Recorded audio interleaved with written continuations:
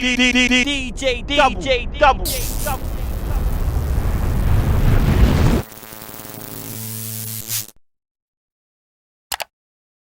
It's DJDUBL here, and today, very special guest on the show. Yes, my guy. Young Fume in the building. We're inside.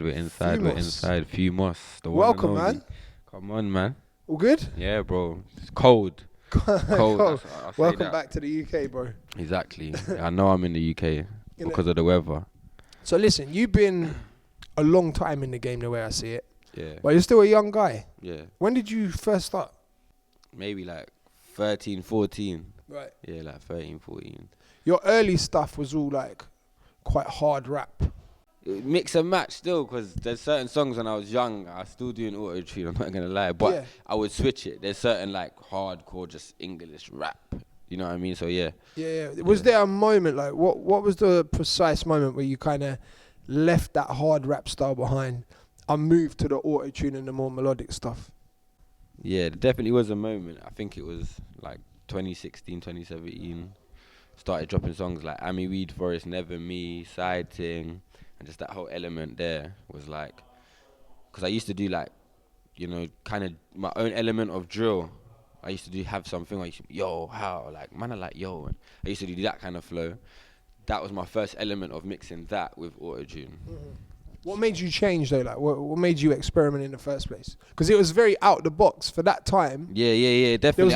No one else was really doing it. So like, yeah, I was getting like, what, are you trying to be American? You trying to sing? Future, man. I say it in every interview, bruv. Like, right. Future, when I was like 15, 14, I heard, I'm just being honest. Right, okay. Ever since I heard that song, bruh, something about that song, then I made a song called Cut You Off, and just like being young, I feel like with auto-tune, it's being able to sing and make creative music, but deep down you can't really sing. Right, yeah. But you can sing, so you know what notes you want to hit. And from young, I just had that feeling of, I want to hit certain notes now, rather than just rap. So maybe that's where it came from. Can you sing though? Without the auto-tune, oh yeah, for singer? Sure. Like if you see me in the studio, I'll be real, like recording, there's not going to be that much difference once they put the auto on. Right. Like, it's going to still sound like what I'm saying. You know what I mean? It's just a certain effect on the voice. Yeah, it's just going to tweak it. So I feel like the way I see it, I feel like I can't really think of anyone that was doing it before you tried it in the UK. Yeah. Now we've got a whole scene. Yeah. We've got like Nave Smalls, Honcho, like DBE, what those guys are doing. But I always kind of look at you as one of the first, if not the first UK artist. You know, feel the same way? I mean, for me, 100% I was the first. The only person that was really doing melodic music on my come up was Nave. Mm-hmm. Nave, like, the only person I knew, because it's music at the end of the day, it's competition in hindsight. So when I'm dropping these records and I know I'm doing melodic music and no one else in the UK is, I started getting my friends message me, there's another person, you know what I mean, doing melodic. Yeah. I'm thinking, who's this? Oh, Nave Smalls, yeah. So that's the only person I knew, Nave. Shout out Nave. Other than that, I started it. Do you think that you need more credit for kind of almost starting the wave? That's what I want to say, bro. No, like, you know, I feel like you started the wave. It's not about credit. I feel it's just about due time. Because my whole thing is, like, and this is facts. If I was to be the first to like get to a certain level of auto-tune, right? Me being the first guy the GOAT, the whatever you want to call it, the pioneer, right? Uh-huh. And then I got to a certain level, and then now there's this new artist, let's say, whoever that new artist was that's come out, done auto-tune, and got to higher pivots than me. Mm-hmm. I mean, I would appreciate it, but I know that for me, my time hasn't come yet, but I know that I'm the GOAT, so I know when my time comes, it's just going to be on a level where I take it to even higher levels than anyone in the UK has. Right. And that's my whole vision about it. It's like, I put in too much work for just like, I wouldn't call it little, because it's not little, but I mean just the UK, Europe buzz. I want to take this internationally, like, you know what I mean? International, everybody across the world in America knowing who I am personally. So my whole thing about it was, I've never really, and this is the truth, my goal has never been to try and get lit over here. Right. So, I mean, maybe that's where if I'm not really focused on trying to be big in London and someone else is out here tackling everything in London, there's other ways to it. So I feel like, it's never really been a thing of me thinking like I deserve like more views or more clout, or it's just I know that when my time comes, it's just going to be something that you can't even control. So I don't want it. I don't want the quick little 2 million views on Grime Daily, 5 million views and the quick hit in London. Because when you go to Atlanta, nobody knows you. Nobody. I'll be real. Nobody knows these guys over there. So it's about getting that hit which goes internationally viral, and that's hard to do. It's very hard to do. Like I can count on my hand the amount of people in the world that's got an international hit. Like, but that's my whole vision. So I feel like once that comes, everyone that's been like, Fume deserves to be big, he started his thing, they'll understand why. Like, it's took time, because now I've got international world record #1 or whatever you want to call it. So that's my whole goal.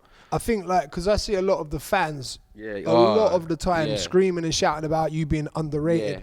I don't see it as underrated, because there's so many, you've got a huge fan base. You can sell out headline shows quick. So you are rated, but you're not mainstream. Do you know what I mean? Like, there's no mainstream success. Like, the radio's not really showing love like that. So So what I thought the underrated thing comes from, and this is facts, people don't live your life, so they don't know. Like, in my whole career, since the beginning of my career, it started from doing your first show. That sells out. Then you do a second show with a bigger venue. That sells out. Then you do another headline show with a bigger venue. That sells out. Then you do a tour. That sells out. So for me, I've only been leveling up. I don't see no underrated, but I get why the fans say it, because they're seeing the young ads and they're seeing the M Hunt show and the whole, I call it clout. That's all I call it, because honestly, numbers and like, I'm doing numbers when it comes to like the streams and ticket sales. The numbers are there.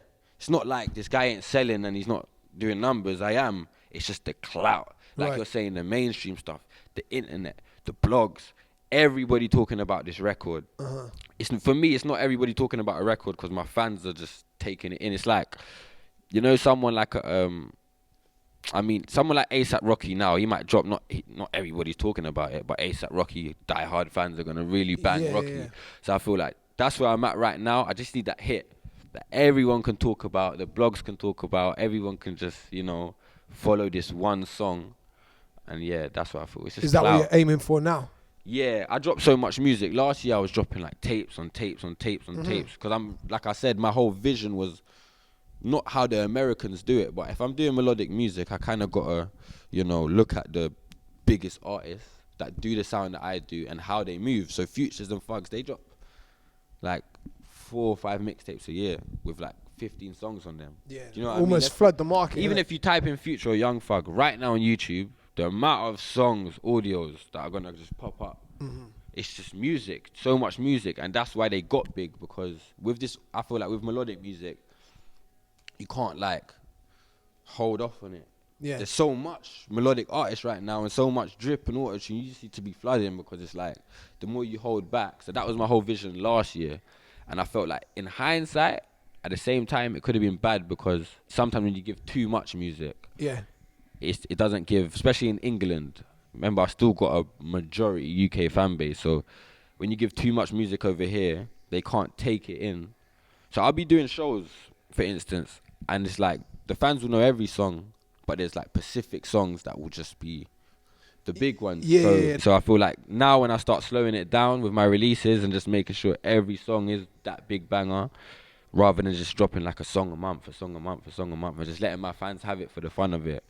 Slow it down now and just, get them real hits. So is that the phase that you're entering for this year, like slowing down a bit and aiming for getting like that radio, like that single? Like that? Definitely. Like, I'm gonna drop my tapes, but I mean, when they get the tapes, they're gonna appreciate the tapes way more than just getting a tape off the rip. Do you know what I mean? So that's the vision for this year.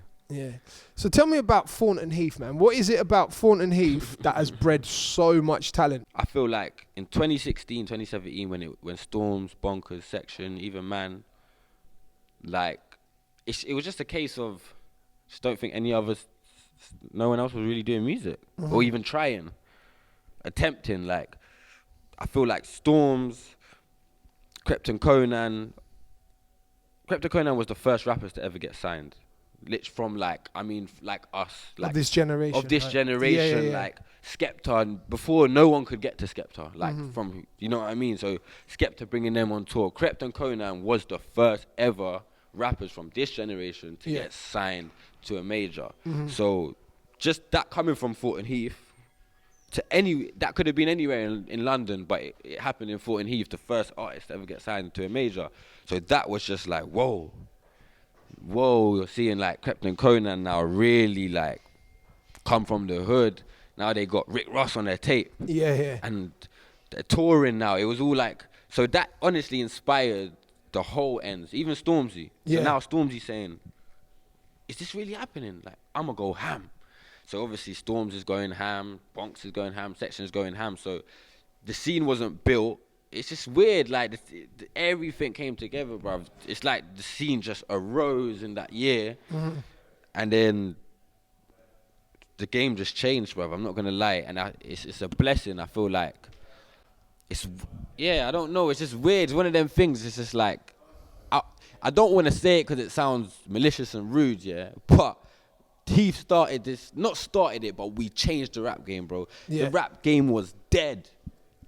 There was no rappers. There was literally like I think N-Dub's days were dried out. Like there was no music. And then you started hearing like Tell 'Em Don't Waste My Time. And then now you're getting your other artists from other sides of the town, your East, your London. Everyone's coming out. Now you're getting the Mo Stack. Now you're getting a J Hus. Now you're getting, it's like the scene's just erupting. So being from Heath, yeah, man, I feel it's just, everyone has talent over there, but it's one of them things. It's just Krypton Conan was the first artist to get a major deal. Yeah. And they were from our area. They kicked the door down. They kicked the door down for just showing that our generation people can actually be musicians and rappers, and you know the way how we look, like chains and change the game basically. So yeah, Thornton Heath is talented still. I'm not gonna lie. It's definitely, man. Because like, also you mentioned him, Stormzy. The first time I remember hearing about you was on Dreamer's Disease. Yeah.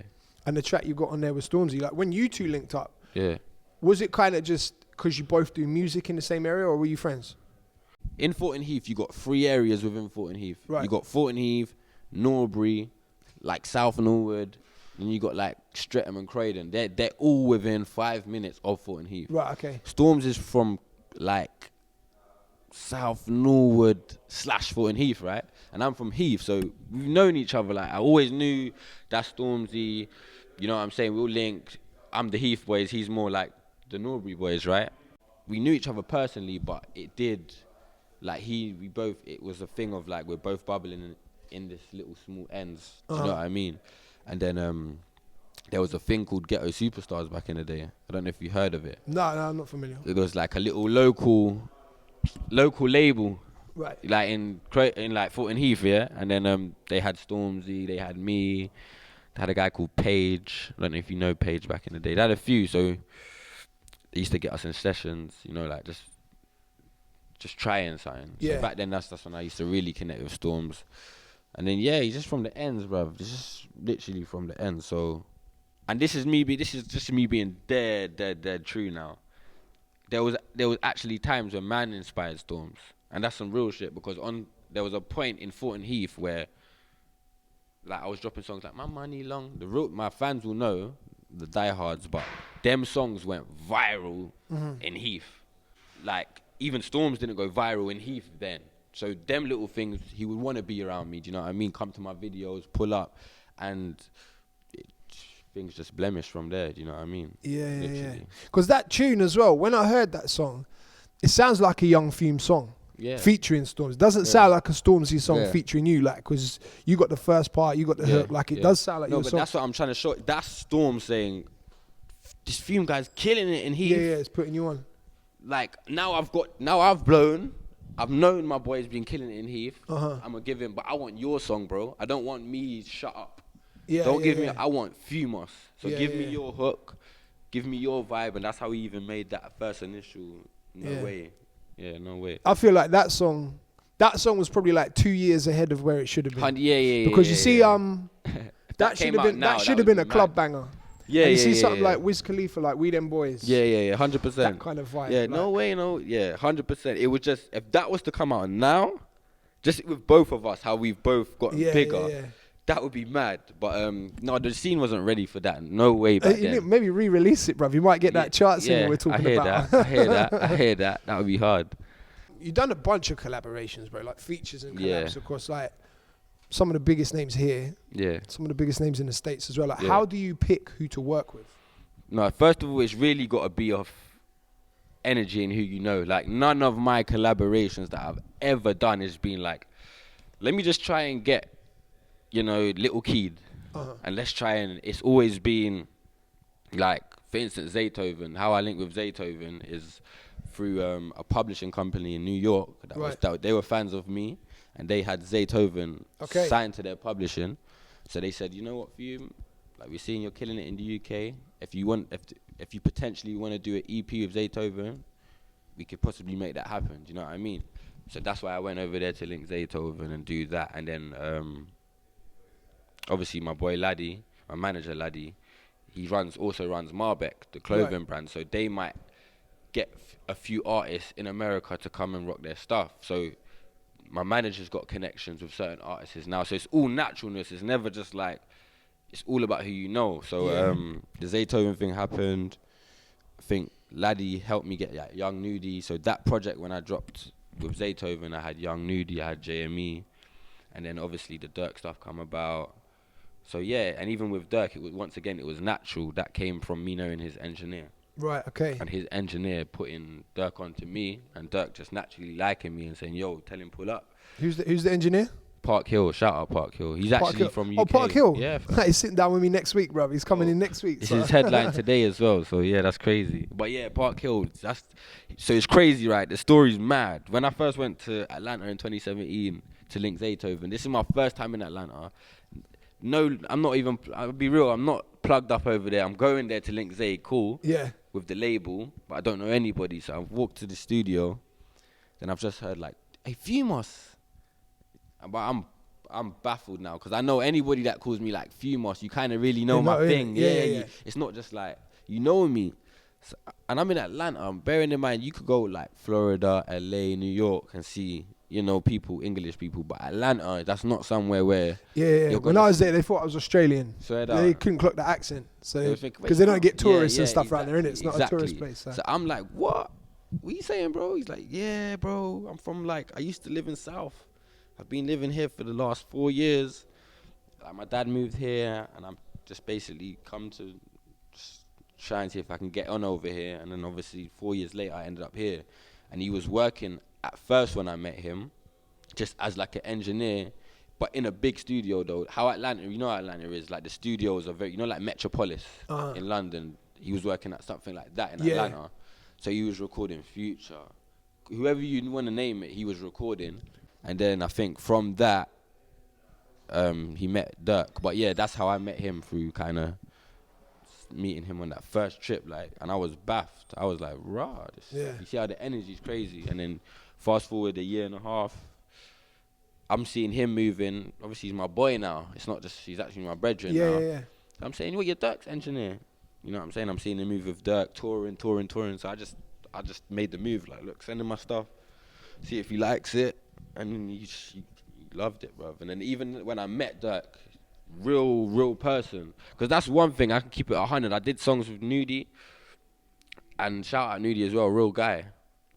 But sometimes it's just the energy as well. Like, me and Durk's relationship is a real solid relationship. You know what I mean? So I feel that's where you get a better song as well. 100%. You know what I mean? Shame he couldn't come over, man. He was meant to be over here last week, innit? Yeah. They wouldn't let him in. No.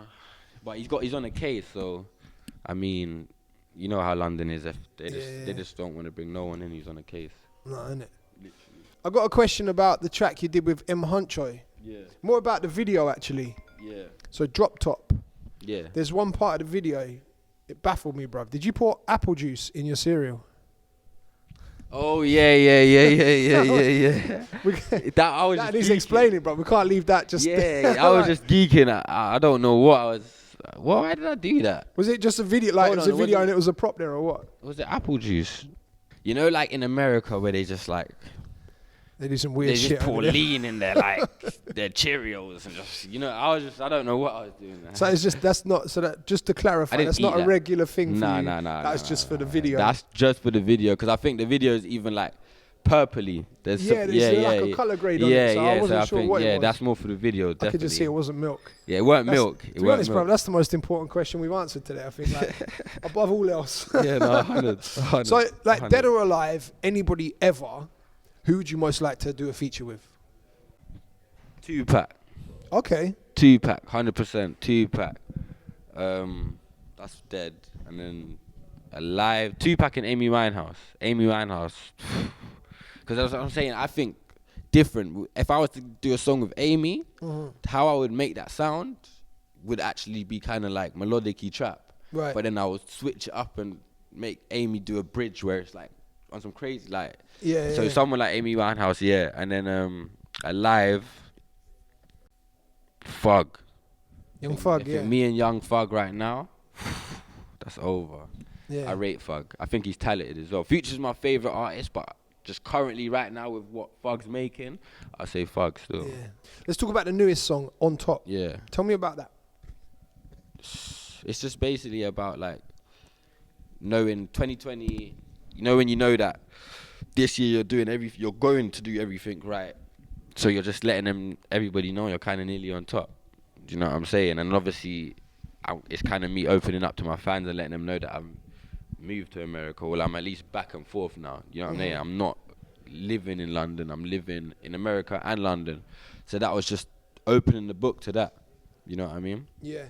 The video, so obviously you shot the video in America. Was that in Atlanta? Yeah. There was a part in the video, I don't know if you ever clocked this. Yeah. It's like 2 minutes in, one of the neighbours comes out. Oh, yeah. That's it's crazy because she was like, personally, I think it looked like an actor, right? Maybe it didn't. But when I was first looked at the video, you got to take it in with what I'm saying, like, obviously, when she comes out is at the time where I say, every day I wake up, got to learn a new lesson. So it looks like she's just woken up. You know, that real American vibe, like, get off my porch. So it looked like it could have been paid, like you paid a woman to do that, but it was natural. She was honestly walking out like, get off my porch. Going blind about it. Bruv, going crazy, called the police. It was just mad. Oh, really? Yeah. So as you're recording, can you hear her shouting behind you? Because it doesn't look like it. Doesn't look like it distracts you. No, I'm not, because we had loudspeakers. Right. Okay. So I didn't hear her shouting, but after that, she was going blind at the dancers, bro. Bruh, she was going crazy. She was going crazy. That's funny though. Let's talk about the Other Way mixtape. Yeah. You dropped two last year, right? 2 mixtapes. This was the second one. Yeah. 12 tracks. Yeah. Why was there no features on the whole tape? Because Noughts Across This 4, I dropped before that. And that was my big feature tape. You know, I had Durk, I had Ads, I had Lancey Fox, I had Young Tory, I had, you know what I mean? So I felt like I just wanted to give them something, just me. Right. Literally. Just that's it. Just that was my reason for it. Just give them 12 tracks, just Fume. You by yourself. Me by myself, no features. What's your favourite track of the project? Of The Other Way? I got a few, man, but I would say France, Every Day Another Problem. I like performing River Thames. I performed River Thames in Germany, and they knew it. That was in Germany. Yeah, they knew it. That was lit, because I haven't even made a video to that. That's just so that shows that that's what make back to the old point of like putting out so much music sometimes can benefit, because you'll just have fans that really love songs that you ain't shot before. Do you know what I mean? So yeah, River Thames. That's the mad thing about it these days as well, especially when you're putting so much stuff out and it's all available streaming. The fans can pick their favourites. Yeah. You see a lot of the time the fans pick the singles now. Like off of the tape, put it out and then they just see what takes off before they shoot a video. That's how, I'll be honest, that's how I've done it sometimes. I'll just put out the tape, whatever gets the biggest streams, that's where the you video shoot goes. And then that's your single now. And that's kind of, I'm not gonna lie, that's, if you look at Thugs and everyone, that's what they're doing. They're dropping their tape. Oh, hot. Everyone's paying attention to hot. Let's shoot this now. Let's make this the single. Yeah. So yeah, that's definitely something. What's with the name, The Other Way, for the mixtape? Where did that come from?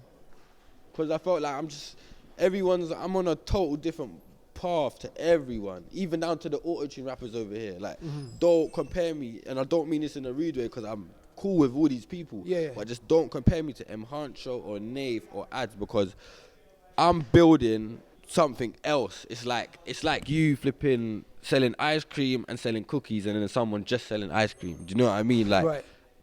I'm trying to really. I like that analogy. No, but it is that. If you just got ice cream and I got cookie dough and ice cream, you can't compare me because I got cookie dough. So my whole thing is, it's just like, you got your new artists now. These new artists coming from all over the city, Birmingham, Manchester, trying to do auto-tune. So it's a thing now. So if everyone's going to follow this thing, I'm going to just go the other way. That's always been me. I'm not going to follow. I'm just going to go my own path. That's how the name came about. So Noughts and Crosses 4 that's your longest project so far, is that on it? 20 tracks deep. Yeah. Is it your favourite project? One of, it has to be. No, Noughts and Crosses 4, yeah. When you say favourite though, musically or just like, just because there's favourite musically and then there's favourite of the moment it did for you. Do you get what I'm saying? I feel like Noughts and Crosses 4, that was my first. I did the Noughts and Crosses 4, then I did Noughts and Crosses 4 tour, and so that was like the most definitely the most impactful tape. Yeah, definitely. But just Noughts and Crosses anyway is like my brand. That's my biggest. I could honestly go quiet for 3 years. Swear down, I could go quiet for 3 years and then come back out. Noughts and Crosses 5. Yeah. And the whole internet's gonna go alive again. Oh shit, Fume's coming back with Noughts and Crosses. So that's kind of like my Carter 5 thing with Lil Wayne, like, you know what I mean? Yeah. Where did the concept for that come from, the Noughts and Crosses? In life, there's loads of ups and downs, and I wanted to originally call it Snakes and Ladders, because you know in Snakes and Ladders, when you get to the top, you could just get knocked all the way to the bottom. Yeah. And then Wiley had a tape called Snakes and Ladders, so I thought, I can't use that. But what's similar to Snakes and Ladders, Noughts and Crosses. Noughts and Crosses. It's not fully similar, but you can nearly get a row and then just lose. So same thing. I like that. I like that. So like a massive conversation at the moment, especially with how popular drill is. Yeah. So many people saying like, there needs to be more UK, US, because you see what Pop Smoke's doing. Obviously, like the UK sound is really popping in Brooklyn now. So many people saying there needs to be more UK, US collaborations.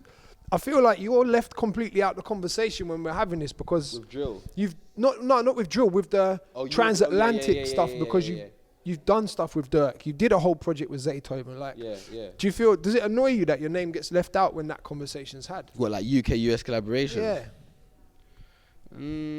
Nothing annoys me. Nothing annoys me, because it's just people.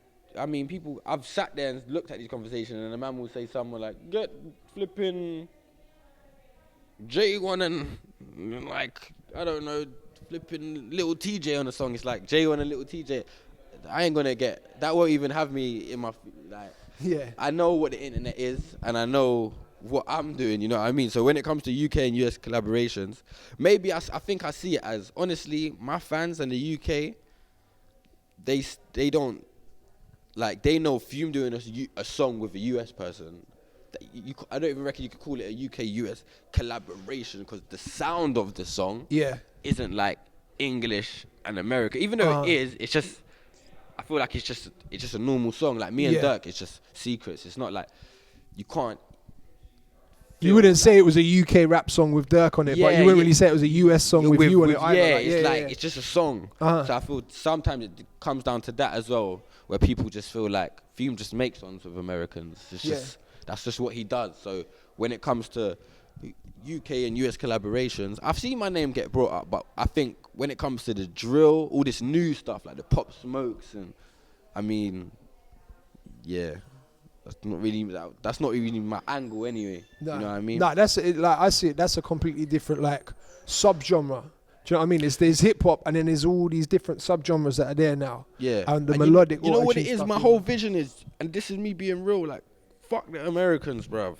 Honestly, like, I just want to go to America and I know I've got the image and I've got the sound to be Little Skies, bruv. Right, okay. The same way Little Skies is in America touring, he's got beer fans over there, diehard fans, or Playboy Carti. I know I can be one of them.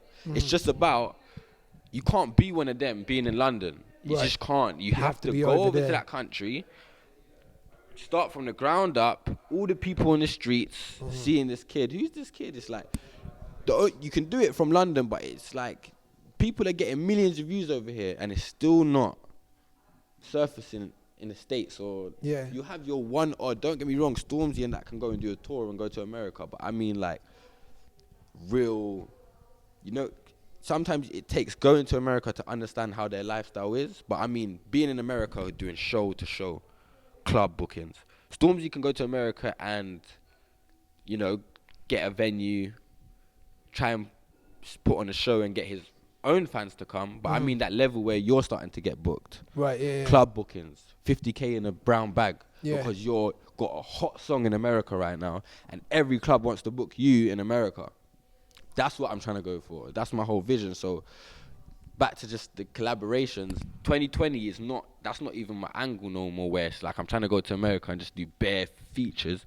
Features are there because I'm going to do them. But honestly, the goal now is to be a Roddy Rich, a Thug, a Gunner, a little, because it can happen. It's just about being over there and marketing it right. And I guess the same way you did in Thornton Heath, where you built a local buzz with the people. Exactly. And then one thing about America, they respect that you got a buzz in your town. That's why I benefit over there, because they see that it's not just like you're over here and you're talented. There's talent, but you're actually got a brand and you're popping in London. That's how they see it. Like, you be lit over there.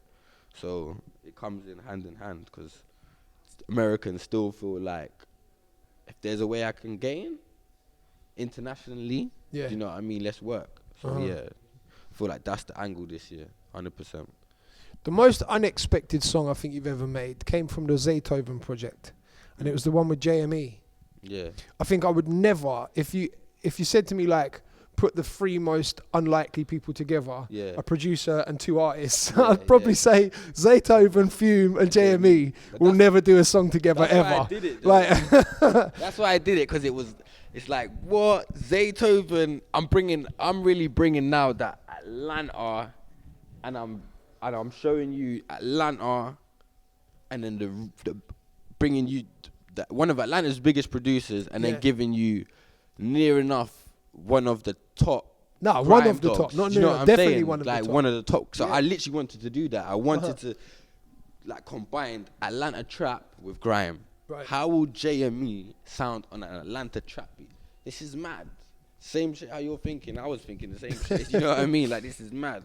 So yeah, that was just, and even him, he was like, he was gassed. How did you approach him with it? Like, how did that conversation start? So JME's always been supporting me on like Twitter. You know, JME has Twitter. You don't have Instagram. You don't have nothing, just Twitter. And I think I just messaged him one day like, going to America, because I just dropped a song called A Lot on My Back, but he was proper plugging that. So I messaged him, I'm going to America. I'm doing a tape with Zaytoven, but I want to get you on a song. He's like, of course, bro. Like, I'm down. Just send me the beat. So when I've gone to link Zay, I'm trying to just get the right beat. Do you know what I mean? For JME. And when I heard that beat, there was bare beats he had, but that beat just had some sort of like grime element to it in a way, like, so yeah, that's how that came about. So you picked the beat and then I sent the hook.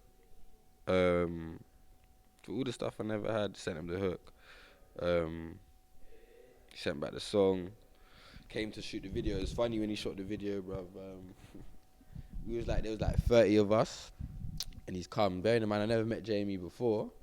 Mad genuine guy though, down to earth. Mad genuine. But he's come on his hoverboard. So we're shooting in a film studio. Then he's like, "Everyone, come outside. Let me jump on my hoverboard, man. I want to show you, how the hoverboard is." So he jumped on his hoverboard. It's fast, you know what I mean. But he's just in the middle of the road. He's just dropped on his ass in front of everybody. Like, first day meeting me, you know what I'm saying? I said, he must feel embarrassed.